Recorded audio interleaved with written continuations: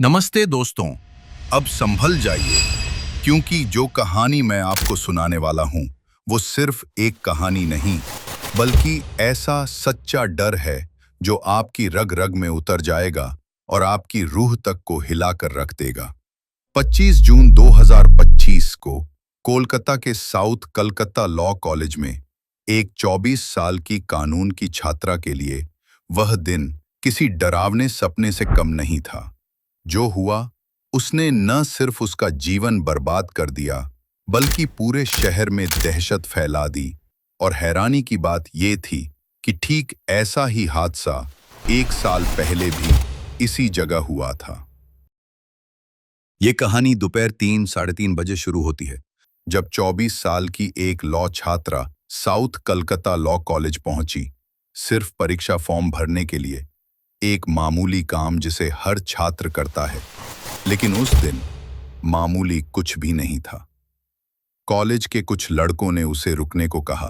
शायद उसे लगा कोई बात करनी है, कोई छोटा मोटा सवाल होगा, पर जो होने वाला था उसकी कल्पना भी नहीं की जा सकती थी। रात 7:20 बजते बजते कॉलेज का परिसर अंधेरे में डूबने लगा, और फिर उसकी गवाही के अनुसार 3 लड़के, मनोजित मिश्रा, जैब अहमद और प्रमित मुखर्जी, उसे जबरदस्ती ग्राउंड फ्लोर के गार्ड रूम में ले गए। वही कमरा जो छात्र संघ कार्यालय के पास है, एक ऐसी जगह जिसे अब तक सुरक्षित माना जाता था। लेकिन उस रात वो कमरा एक असली कैदखाना बन गया। आगे बढ़ने से पहले बात करते हैं मनोजित मिश्रा की। 31 साल का कॉलेज का पूर्व छात्र, और वही इंसान जिसे लोग महिला अधिकारों का समर्थक मानते थे। उसे गार्ड रूम तक सीधी पहुंच हासिल थी, और अब वही इस पूरे मामले का मुख्य आरोपी है। गवाही के मुताबिक मनोजित ने उसे बात करने के बहाने कमरे में बुलाया और फिर शादी का प्रस्ताव रख दिया। जब लड़की ने साफ इनकार किया, तो वो इनकार उसकी हैवानियत को भड़का गया। मैंने उसके पैर पकड़े, उसने बयान में कहा। लड़की ने उससे भीख मांगी कि मुझे जाने दे। बताया कि मेरा एक बॉयफ्रेंड है जिससे मैं प्यार करती हूं। लेकिन मनोजित नहीं रुका। उसने उसके कपड़े उतारे, और सिर्फ इसलिए कि उसने ना कहा था, उसके साथ यौन उत्पीड़न किया। इस दौरान जैब अहमद और प्रमित मुखर्जी, दोनों मौजूदा छात्र, सिर्फ चुपचाप देख रहे थे, बल्कि उसे कवर भी कर रहे थे। और सबसे खौफनाक हिस्सा, इस पूरी घटना की 90 सेकंड की क्लिप उनके फोन में रिकॉर्ड हुई, जो बाद में पुलिस ने बरामद कर ली। लड़की ने हार नहीं मानी। उसने पूरी ताकत से खुद को बचाने की कोशिश की, लेकिन तीनों लड़कों के आगे वो अकेली पड़ गई। उस पर हॉकी स्टिक से हमला हुआ। उसकी गर्दन और छाती पर काटने और खरोंच के गहरे निशान थे। एक वक्त ऐसा भी आया जब उसे पैनिक अटैक आया। उसने इन्हेलर मांगा। उन्होंने दे तो दिया, लेकिन सिर्फ इसलिए कि वो मर न जाए। मदद? बिल्कुल नहीं।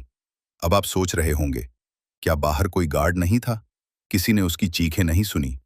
असल में कमरे के ठीक बाहर पिनाकी बनर्जी नाम का गार्ड मौजूद था, लेकिन उसने कुछ नहीं किया। न कॉलेज प्रशासन को बताया, न पुलिस को। वो बस खामोश खड़ा रहा, मानो कुछ हुआ ही नहीं। ये खौफनाक मंजर करीब 3 घंटे चला। रात 10:50 पर जब सब कुछ खत्म हुआ, तो उन्होंने उसे वहीं छोड़ दिया, मानो वो कोई चीज हो। लेकिन जाने से पहले उसे धमकी भी दी, अगर किसी को बताया तो वीडियो लीक कर देंगे, तुम्हारे बॉयफ्रेंड और परिवार को भी नहीं छोड़ेंगे। उनके जाने के बाद उसने अपनी आखिरी हिम्मत जुटाई और किसी तरह उस कमरे से बाहर निकली। वो टूटी हुई थी, शारीरिक रूप से भी और अंदर से भी। लेकिन उसके साहस की हद देखिए। वो सीधे पुलिस के पास गई और पूरा मामला दर्ज करवाया। अब सवाल ये लोग थे कौन? कौन सी ताकत थी जो इन्हें कानून से, इंसानियत से डरने नहीं दे रही थी? क्या वाकई ये किसी राजनीतिक संगठन से जुड़े थे, जैसा कि मीडिया दावा कर रहा है? सबसे पहले मनोजीत मिश्रा, उम्र 33, एक वकील, आपराधिक वकील। और यही बात सबसे ज्यादा चुभती है, वो वही इंसान है जो कानून का इस्तेमाल दूसरों को बचाने में करता था, लेकिन यहां खुद अपराधी बन बैठा।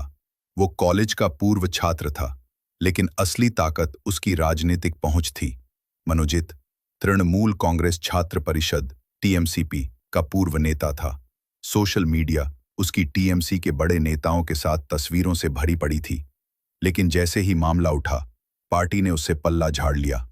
कहा, 2022 के बाद से हमारा उससे कोई लेना देना नहीं। पुलिस रिकॉर्ड बताता है। मनोजीत पहले भी महिला छात्रों को परेशान कर चुका है। पावर का गलत इस्तेमाल उसकी आदत थी। अब आते हैं ज़ैब अहमद पर। 19 साल, प्रथम वर्ष का छात्र, वो भी टीएमसीपी से जुड़ा था और मनोजीत के कहने पर इस अपराध में शामिल हुआ। तीसरा नाम, प्रमित मुखर्जी, 20 साल का द्वितीय वर्ष का छात्र। वो गार्ड रूम के बाहर खड़ा था और मनोजीत के साथ इस पूरे प्लान का हिस्सा था। इतना ही नहीं, वीडियो रिकॉर्ड करने में भी उसने मदद की। तीनों का आपराधिक इतिहास कॉलेज में बदनाम था। छात्रों से बदतमीजी, धमकियां और कैंपस में अराजकता फैलाना इनकी पहचान बन चुकी थी। कई छात्रों का कहना है कि ये तीनों खुलेआम कॉलेज को अपना इलाका समझते थे। और मनोजीत, भले ही वो पास आउट हो चुका था, लेकिन कैंपस में उसकी पकड़ कम नहीं हुई थी। वो खुलेआम लड़कियों की तस्वीरें खींचता, उन्हें छूता, धमकाता, लेकिन कोई बोलने की हिम्मत नहीं करता था। क्यों? क्योंकि वो पॉलिटिकली प्रोटेक्टेड था। उस पर शहर में कई एफआईआर दर्ज थीं, मारपीट, छेड़छाड़, यहां तक कि सिर फोड़ने तक के केस। लेकिन हर बार वो बच निकलता। और फिर आता है चौथा नाम, पिनाकी बनर्जी, 55 साल का सिक्योरिटी गार्ड। सीसीटीवी फुटेज में साफ दिखा। वो गार्ड रूम के ठीक बाहर था, लेकिन उसने न तो मदद की, न पुलिस को बुलाया, न कॉलेज प्रशासन को सतर्क किया। वो बस आजाब खड़ा रहा। अब पुलिस ने उसे ड्यूटी में लापरवाही के आरोप में गिरफ्तार कर लिया है, क्योंकि जिस इंसान का काम था सुरक्षा देना, वही सबसे बड़ा तमाशबीन बन गया। कोलकाता पुलिस ने देर नहीं की।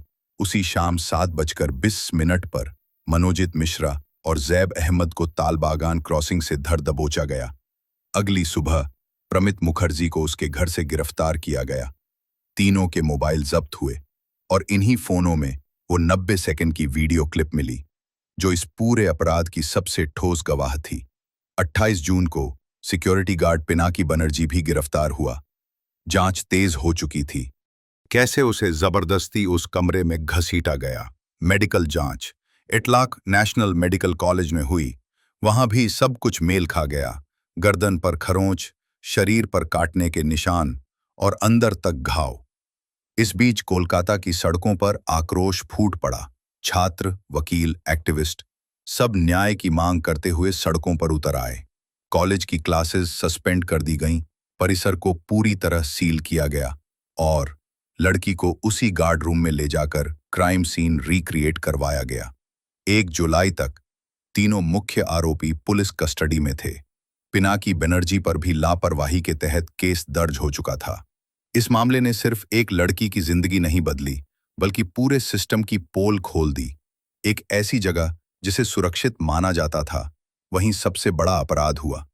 मनोजित मिश्रा जैसे लोग जो कानून को समझते हैं, जब वही उसका मजाक उड़ाते हैं, तो समाज के लिए इससे बड़ा खतरा कोई नहीं। ज़ैब और प्रमित जैसे लड़कों की उम्र भले छोटी हो, लेकिन उनकी मानसिकता में जहर गहराई तक बैठा था। इस लड़की ने अपनी चुप्पी नहीं चुनी। उसने आवाज उठाई, रिपोर्ट दर्ज कराई और पूरे सिस्टम को सीधी चुनौती दी। वो टूटी नहीं, वो लड़ी। अब सवाल सिर्फ इंसाफ का नहीं है। सवाल ये है कि क्या हमारे कॉलेज, हमारे सिस्टम और हमारी राजनीति में इतनी हिम्मत है कि ऐसे दरिंदों से निपट सकें? क्या हम एक ऐसा समाज बना सकते हैं जहां ना का मतलब सच में ना हो? इस कहानी का अंत कोर्ट में तय होगा, लेकिन इसकी गूंज लंबे समय तक सुनाई देती रहेगी।